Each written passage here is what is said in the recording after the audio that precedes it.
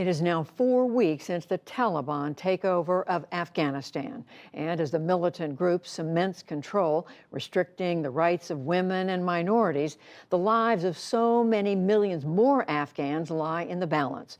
The very real specter of famine looms, and global efforts to deliver emergency aid accelerated today. Foreign Affairs correspondent Nick Schifrin reports. Today in a Kabul market where the Taliban flag flies, where fighters are traffic cops, the furniture's on sale so families can avoid starvation. I brought my household items here for sale because there are no jobs. How will we eat? We sold these today. What will we sell tomorrow? Afghanistan's economic crisis continues to push Afghans to flee. Thousands tried to cross the Friendship Gate along the southern border with Pakistan. Afghans say Pakistan hasn't been very friendly, but today allowed more refugees entry. For Afghan healthcare, the crisis is acute. Most hospitals are propped up by international organizations that have now frozen $600 million. 31 of Afghanistan's 34 provinces are at risk of losing health services entirely. And Afghan officials fear a fourth COVID wave. Only 1% of people have been fully vaccinated. Today I spoke with Dr. Wahid Madro, Afghanistan's Minister of Public Health during the previous government, who stayed on after the Taliban took power. Approximately 150 mothers will be deprived of cesarean sections every day. Patients who are admitted in the hospitals, unfortunately, are not provided with food, at least, with oxygen. If health service delivery and contribution to this sector is politicized, we will witness a human crisis. We will witness collapse. Excellencies. Today at a UN conference, donors pledged more than $1 billion in urgent humanitarian assistance. Thousands of Afghan healthcare personnel have worked without pay. Madro urges the international community to fund the health ministry through or outside the Taliban government. It doesn't matter for me what the political agenda is. What matters for me is how we can reach the children in need, the mothers in need. Why did you stay on? Why are you still in the same position despite the fact that the government is now controlled by the Taliban? It was and it is a challenging decision to make. I had to weigh my safety and safety of my family and safety of 35 million people who were in need of emergency care. I'm very happy I could stay to ensure that the health ministry remains operational, the health facilities remains functional. My purpose and my ultimate goal is ensuring service delivery to our patients. But so many Afghans need so much help. The UN warned today millions could run out of food and 1 million children are at risk of starvation and death.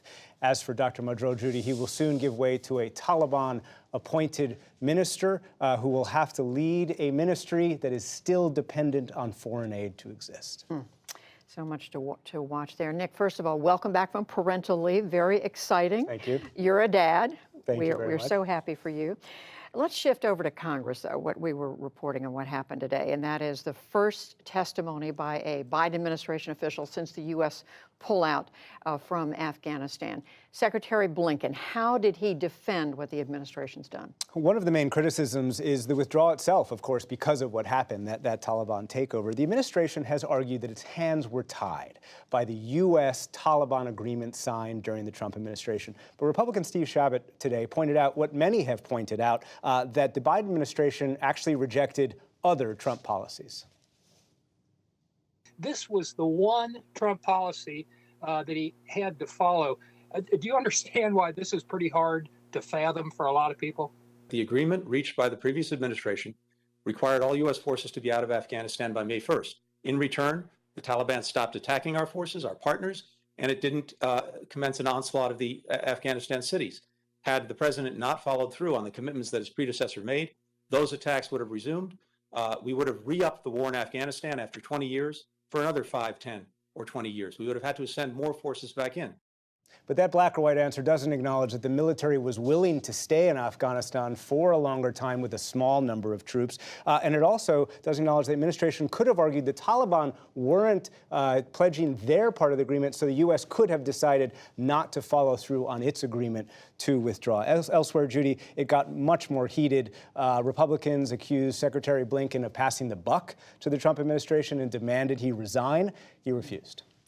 And there was also criticism of the execution of the pullout, leaving Afghans behind. Tell us about that. Yeah, it's Afghans who are eligible for visas and refugee status. It's also Americans. About 100 Americans who are in Afghanistan who want to leave are still there, as well as thousands of green card holders. And this was the criticism during the day from ranking member of the House Foreign Affairs Committee, Republican Mike McCaul.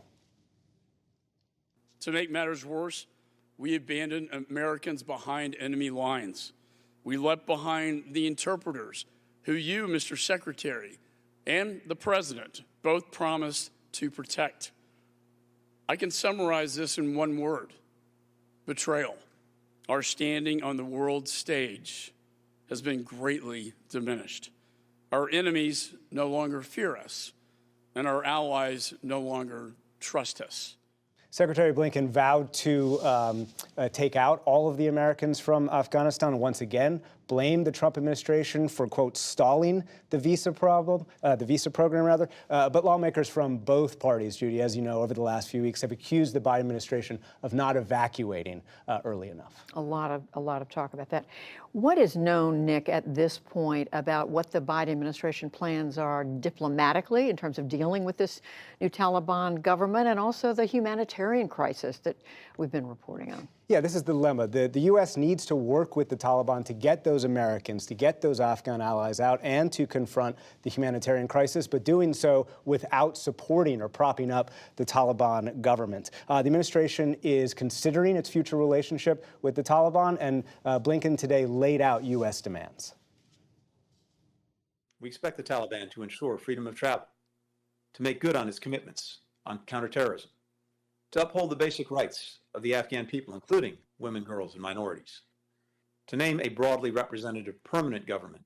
The interim government named by the Taliban falls very short of the mark that was set by the international community for inclusivity.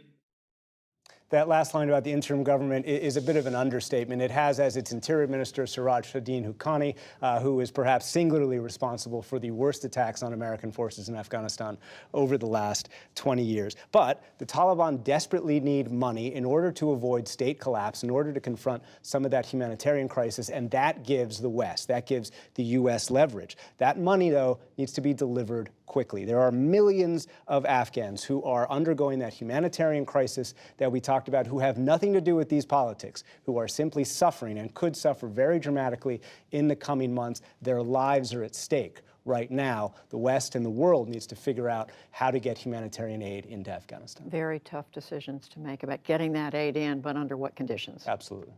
Nick Schifrin, thank you, and again, welcome back. Thanks very much.